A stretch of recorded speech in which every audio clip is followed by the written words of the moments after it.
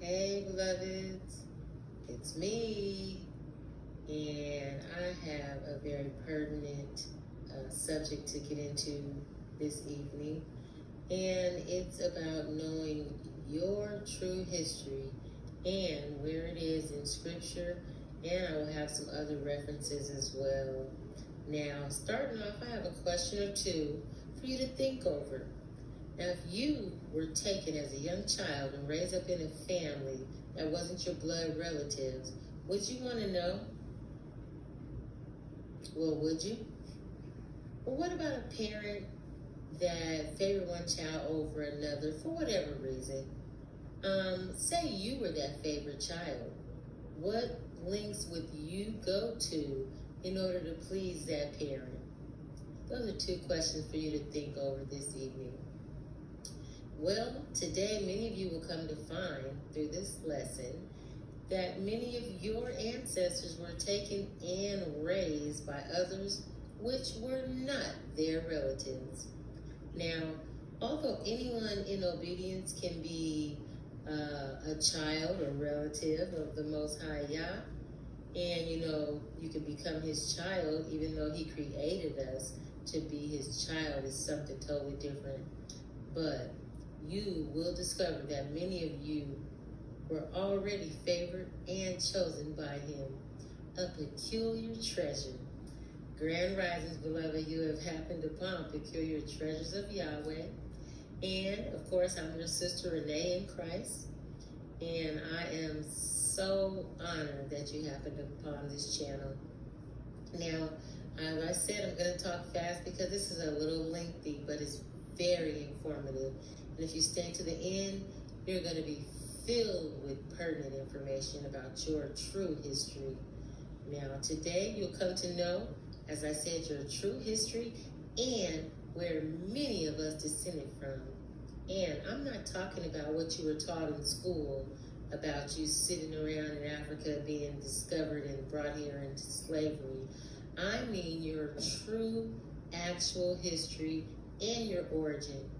Now, after you discover this truth about how special you are to the Most High, your Father, I have high hopes that you will do what is necessary to make your Father proud. So, this is what Scripture says to start.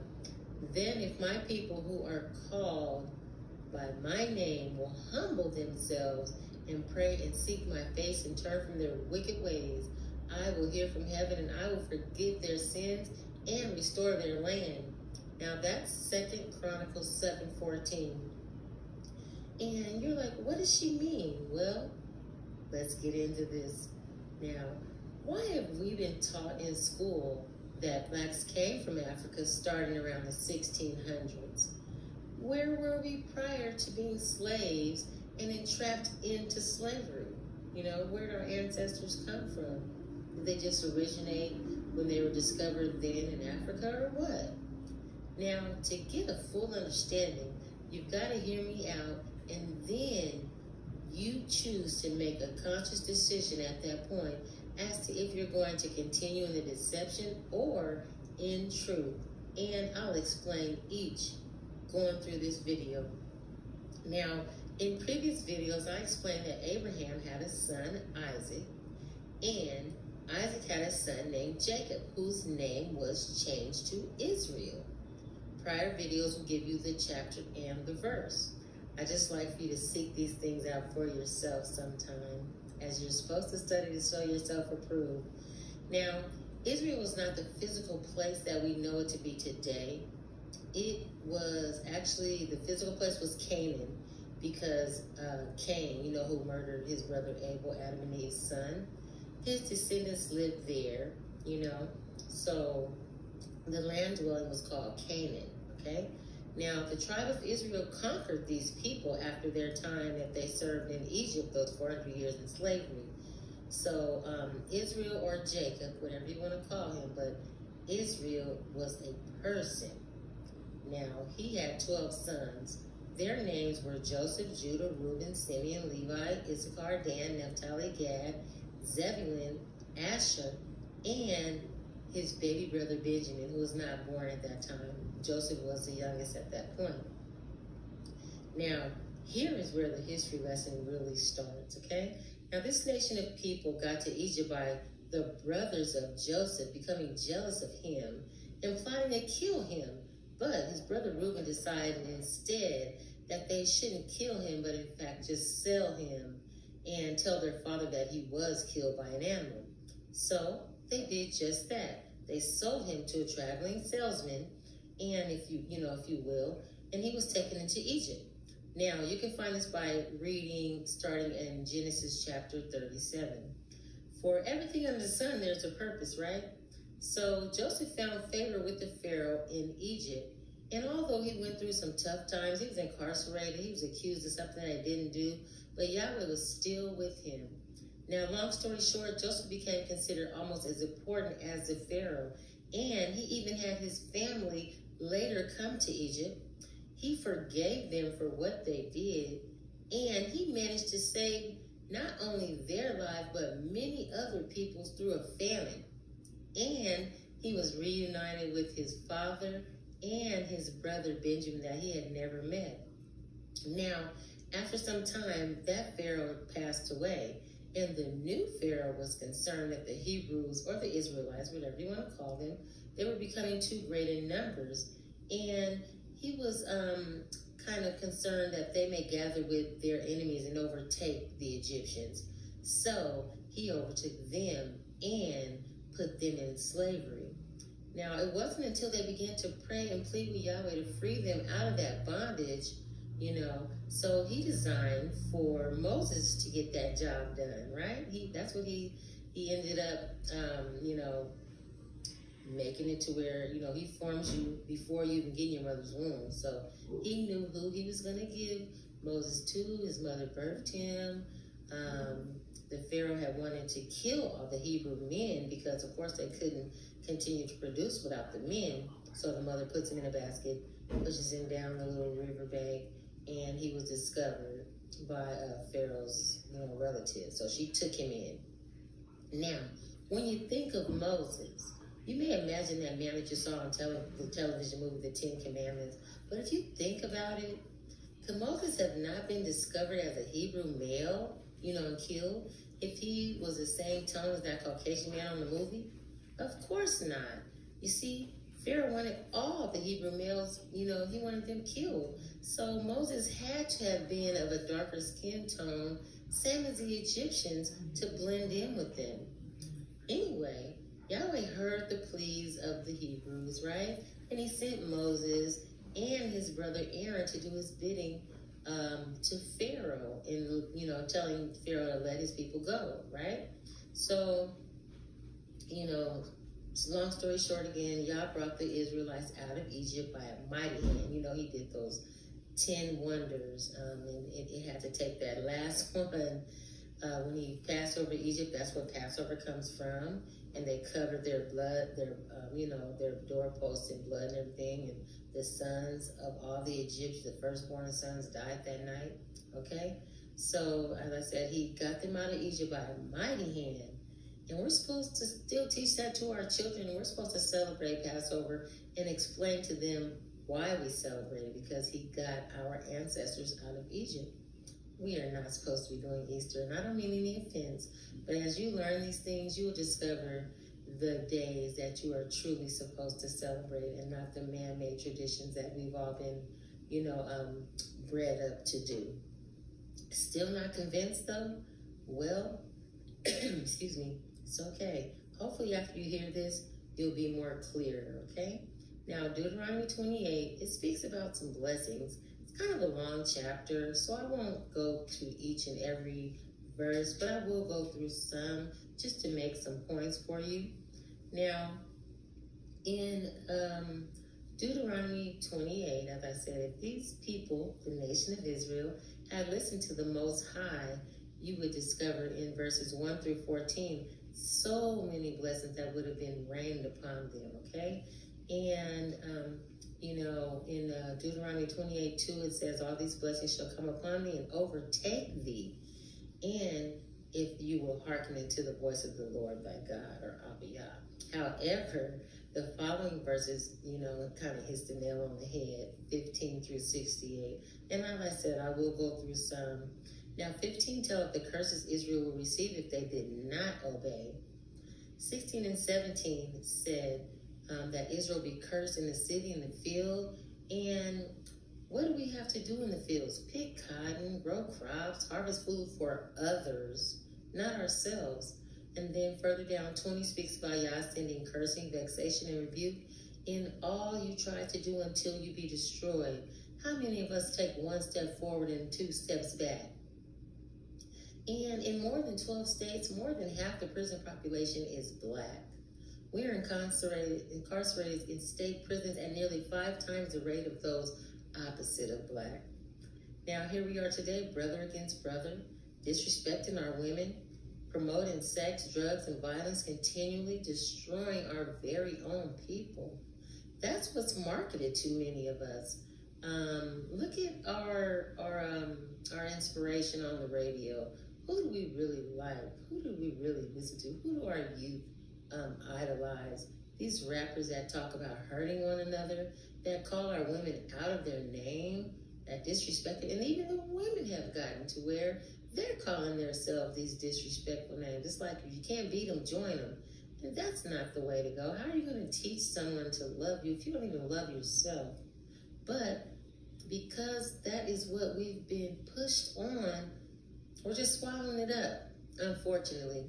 Anyway, down, verse 22 reads how Yah will smite thee with the consumption, fever, inflammation, the sword, killing one another and being killed, right? 25 tells them how Yah will cause them to be smitten, always fleeing from their enemies and removing all the kingdoms of the earth. We are all over the world. Now, have you heard of black Mexicans, black Germans, even black Russians? I mean, we are everywhere, okay? There's barely any pure race, excuse me, that is not mixed with someone of color. And it doesn't necessarily have to be black because, like I said, there were 12 tribes, and they were majority of color. I'll say it like that. Anyway, in verses 27 and 28, it says that Yah will smite them with the botch or disasters in Egypt, with emerods, which are hemorrhoids, scab, with the itch whereof thou cannot be healed, madness, blindness, and astonishment of heart, which is astonishment, like shock, shocking. And we are higher in getting our limbs cut off from diabetes, mental illness, that's the madness he spoke of, high blood pressure, and then the National Library of Medicine states that blacks have higher death rates from cardiovascular disease, cancer, tuberculosis, HIV, and AIDS.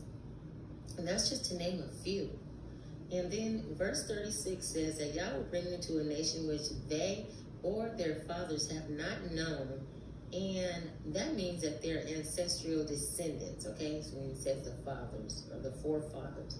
So, and you shall serve other gods, wood and stone. Now, what is money derived from? Trees, which is paper is made out of, okay? So that's the wood. And then stone is something made or formed, houses, riches, jewelry, anything that you can form. Pretty much, expression is made from stone. It's something that you engraved. And then 41 says, you will have sons and daughters, but you won't enjoy them because they will go into captivity. The stranger within shall get very high, and you shall get very low. He will lend to you, but you will, you will not lend to him. He will be the head, and you will be the tail. Now, just going back to, you will have sons and daughters, but you will not enjoy them because they will go into captivity. What people have had to endure such a thing? When you think about it, when they show our history, how many of our children, sons and daughters, have gotten taken and we couldn't do anything? Now, towards the end of what I just read, the stranger within shall get very high and you shall get very low. He will lend to you, but you will not lend to him. He will be the head and you will be the tail. Now, I know we say the opposite in church, try to lift yourself up. But I believe that if these pastors would preach the truth and preach those scriptures in its entirety, not try to isolate scriptures, people would be more awakened and aware of past historical mistakes so history would not repeat itself in a negative way. Now, this is the real truth from where that motivational expression came about. Now, Yah tells us how people would rather believe lies because it makes them feel comfortable, right? It says this in scripture. And he even said he would send a strong delusion on you because you would rather believe a lie. Now, one verse in Isaiah 30:10 says, which say to the seers, see not, and to the prophets, prophesy not unto us right things, speaking to us smooth things, prophesy deceits. So see, people want to hear something that makes them feel good. They don't want to hear the truth. It makes them feel uncomfortable. It takes them out of their comfort zone, and they know they have to make some serious decisions. So see, our ancestors, because they disobeyed Yahweh and served other gods and did not humble themselves in repentance, we've actually followed in their footsteps by, only knowing Yeshua. And this, many of the younger generations, they just hear about the second writings or the Second Testament, and we're just talking, Jesus is love, and, all you have to do is believe, and that's it. But everything else in life, that you really want and desire, you have to work hard for outside of your special, precious salvation. All you have to do is just believe. That is a lie. And, to put it lightly, it's a half-truth. It may not even be a quarter of a truth, okay? But as you start learning these things, you will discover and you will know deceit when you hear it. Anyway, Jeremiah 16:10-11 tells us, and it shall come to pass, when thou shalt show this people all these works, and they shall say unto thee, wherefore hath Yah pronounced all this great evil against us? Or what is our iniquity? Or what is our sin that we have committed against Yah our God?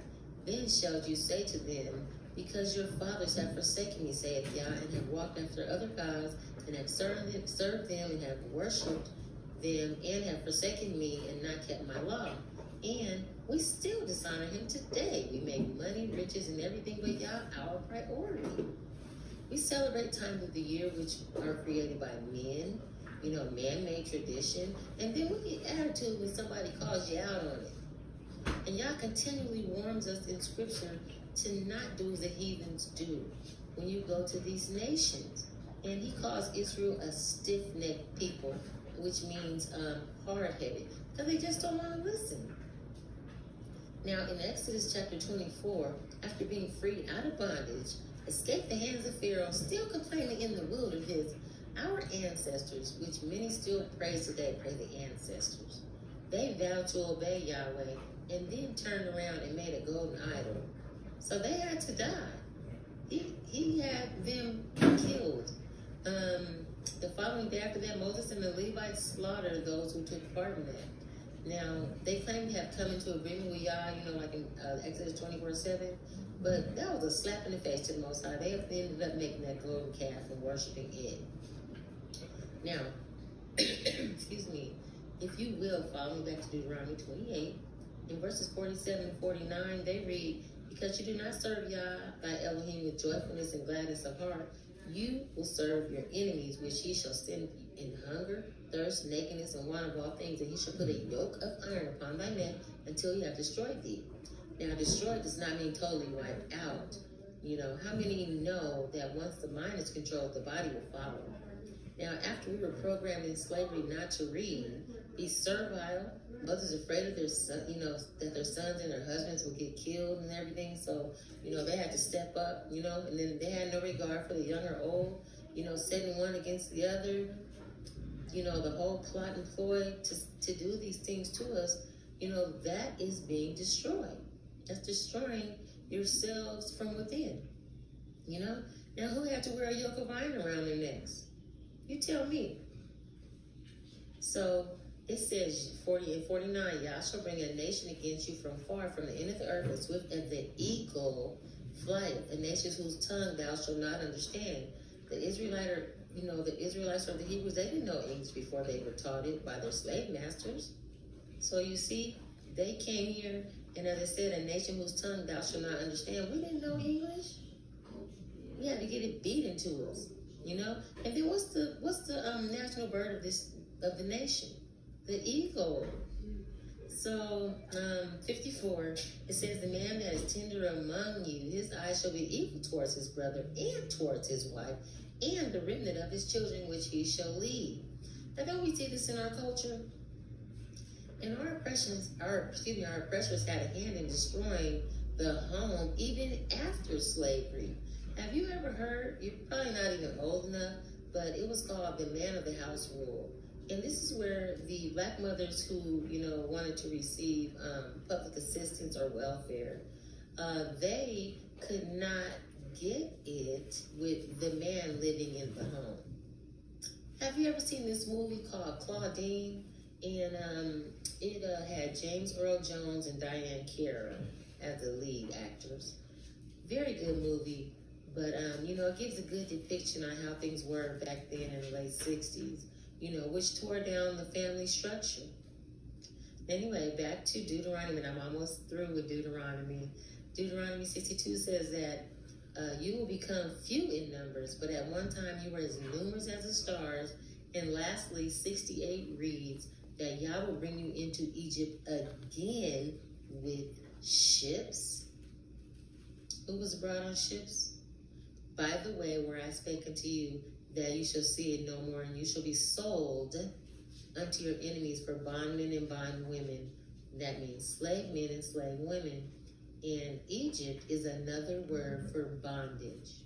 Okay? So that don't mean we were took to Egypt again. We were took in bondage. Okay? Across to a nation where we did not know or nor our fathers knew. Okay? So anyway, I'm praying that this is just sinking into you, beloved. Now, when I was in high school, I remember an announcement. I believe it was the president at the time. He announced that blacks, or black people, were no longer going to be called blacks, but they would be now called African American. We're like, well, yeah, ignorant, didn't know.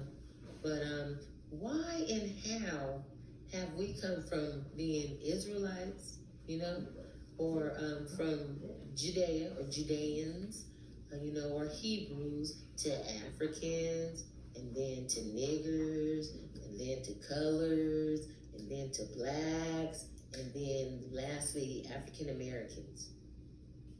What other race in the world has had their title, or race changed so many times, and why? Why? I'll tell you why. It's to erase further and further from our knowledge of who we are. And I'll tell you, in scriptures, Psalms 83:4, it says how they will conspire to make Israel forget that they were a nation. I'll get to that shortly. But, that's why we're so happy to go and watch a witchcraft-filled movie like Black Panther, Rwanda Forever, or whatever, Wakanda. I haven't even watched that movie. I will not watch that movie. And, filled with witchcraft and proclaiming to love the Most High. Come on now. And then, what in the world did that movie have to do with the true Black Panthers? Nothing, but guess what it did? Wash away their history. So now when our youth hear about Black Panther, they're going to be like, Rwanda Forever. They're not going to be like, Black Power. And, not that I'm trying to raise up and praise up, Black power, or Black people, or anything like that, because Yahweh takes us all. But you got to have some self-love somewhere. Okay?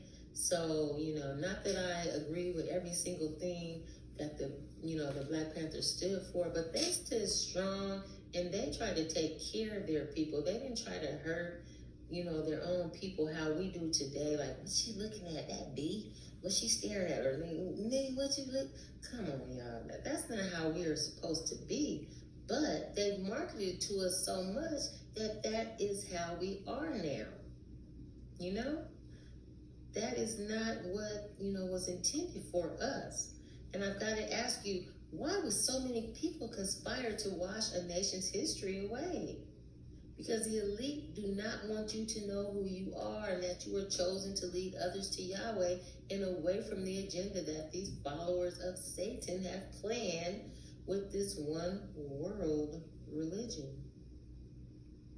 Preaching that there are many roads to lead to Yahweh, when Yeshua tells us in John 14:6 that he is the way, he is the truth, and he is the life. And no one can get to the Father but through him.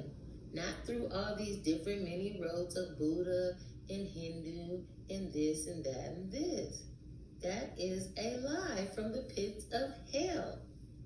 Okay? Now, I'll tell you, there was this Egyptologist, if you're not convinced yet, I tried to get as many references as I could. His name was George R. Glyden, who in the 1840s collaborated with a gentleman named Samuel George Morton. He was giving mummy heads, right? And he was giving mummy heads and information about racial significance in Egypt tomb inscriptions. Now, this information can be found in Crania Egyptiaca, which was published in 1844. And the findings were both cranial and archaeological evidence showing that the Egyptians were not Negroes, but the cranium of the Hebrew slaves that were in Egypt in the time of Moses and the cranium of many of the slaves brought here to the Americas from the transatlantic slave trade were that the cranium of the Hebrews and the slaves in America were practically identical. Okay? Now, you see, Israel's disobedience caused them to repeatedly be punished and taken into slavery. Now, 2 Kings 17:6 read, in the 9th year of Hosea, the king of Assyria took Samaria and carried Israel away into Assyria. Boom. Slavery. 1 Chronicles 9:1 speak about Israel being taken captive. Ezra 9:9 tells of Israel being taken by Persia, but still aware, that Yah was trying to, take care of them still. And then lastly, through all these times of being disobedient, punished, taken into slavery, the Romans were the last one that to get them and just destroy their homeland. Now, there's a book from Babylon to Timbuktu on page 84, Dr. Rudolph R. Windsor, the author of the book, he states in the year 65 BC, Roman armies captured Jerusalem under General Pompey. Then, in 70 AD, under General Vespasian and his son, an end was put to the Jewish state with great slaughter. During those two periods, 1 million Jews fled to Africa, fleeing from Roman persecution and slavery. The slave markets were full of black Jewish slaves. Many Jews fled to Northwest Africa and other areas such as the Sahara Desert and the Sudan, where Rome had no jurisdiction. Now, as the Jews settled in Africa, keeping their traditions, customs, and beliefs, some were bankers, mathematicians, teachers, just all kind of, regal positions, and you'll find that on page 90 of the book. But the native Africans conspired. They're like, who do you think you are? I think you better or whatever. They conspired with the Grecians, or, in other words, the Europeans, to get those people out of their land. So they got with them and they started selling them off. And here we go. That's our transatlantic slave trade. Now, we've been taught that Africans sold Africans, but that's absolutely not true. That'd be like, all of us living here in America and say I went and I took an Oriental person and I sold them. And then you could just say, Americans are selling Americans. But that is just buffoonery. That don't even make no sense. Because, of course, you would not sell your own relatives, Now, I'm not talking about how they be sacrificing their relatives and all that stuff right now. But, the thing is that there are those who have played a role in our punishment, of our disobedience. But Yahweh, has to punish us. It's like you punish your child for disobeying you, right? Now, as I said, there were those people who played a part in that punishment. They may not have known it was from Abba Yah, but, their hearts were against Israel. And as I was saying earlier about them conspiring, in Psalms 83:3-4, you can find that. It says, they have taken crafty counsel against thy people and consulted against thy hidden ones. They have said, come and let us cut them off from being a nation, that the name of Israel may be no more in remembrance. And here today, we have no idea who we are. And when you hear the word Jew, you think of those people who live in the Middle East, in this modern day. But truth be told, there are modern day Jews. That's who they are. But, that was not always so. They were not always there. They didn't actually move there until the 1940s, the late 1940s. I'll get into that shortly. But Revelation 2:9 say, I know thy works of tribulation and poverty, but thou art rich, and I know the blasphemy of them that say they are Jews and are not, but are the synagogue of Satan. Now, who in the world claims to be Jews? Not us, because we don't know who we are. So, it's But anyway, he couldn't be talking to us, as I'm saying, because we don't say that we are Jews. Okay, so you gotta take this in context, people. All right, come on, beloved. Now, we still sitting here thinking we African Americans. And then there was a president in 1958, President Nasser of the United Arab Republic. He stated to these modern day Jews who are actually Ashkenazis or Europeans, reinvented as Jews. He said that you left here black, but you came back white. Now, why would he say that? And during the 8th and 9th centuries, the Romans or the Europeans, hiding themselves under the name of the Khazars, adopted and mixed Israelite tradition with paganism and called it Judaism. Then, after what's believed to be politically motivated, that horrific event with the Holocaust, that played an emotional, tugging on the heart, in every person's heart, and still does today. And those in power took the notion to invade Israel, with its territory being owned by the Rothschilds at that time, and moved those Khazarians right on in May of 1948. So you can try to find that on, I believe it was cbuyoutfootage.com. And it was said that the Jewish people have a nation of their own in that video. So why would it say they have a nation of their own when we were already there? See what I mean? So they did now have a nation of their own, okay? That just doesn't make sense when you really think about these kind of things. So anyway, that's when they came with the Star of David.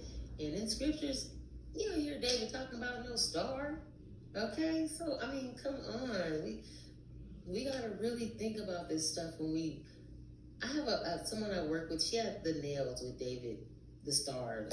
Anyway, the video said that Israel had a nation of its own, all right? And see, everyone was perturbed when Kanye said that, the blacks weren't to be in the position that they're in, or whatever he said similar to that. People were really mad. But it's true because our ancestors did do this. The scriptures say that when the true Jews, when they get to Jerusalem, that there will be no more war, right? Since they've been there, Jerusalem, and when we ran out, Jerusalem has not had true peace since before our ancestors, departed from being ran out by the Romans. And it was Rome who changed, the Roman church, starting with Constantine, who changed Saturday, the Sabbath day, to Sunday to go and celebrate Yahweh. They even made it like a law that you couldn't keep the Sabbath. So they decided to mix in some pagan rituals with Christianity and you slap Christ on it and we're with it without trying to do any research, okay? But he was a worshiper of the sun god. That's why it's spelled S-U-N day. So you're worshiping the sun god when you go and give praise. You got to look into this stuff. So, like I said, he changed Yah's Sabbath to Sunday, and that's Nimrod. He's the sun god. So anyway, the sad thing about this video is that many will continue to walk in slumber, asleep and stiff-necked, arrogant, don't want to be told no truths. And, many prophets will be killed because of spreading Yah's truth.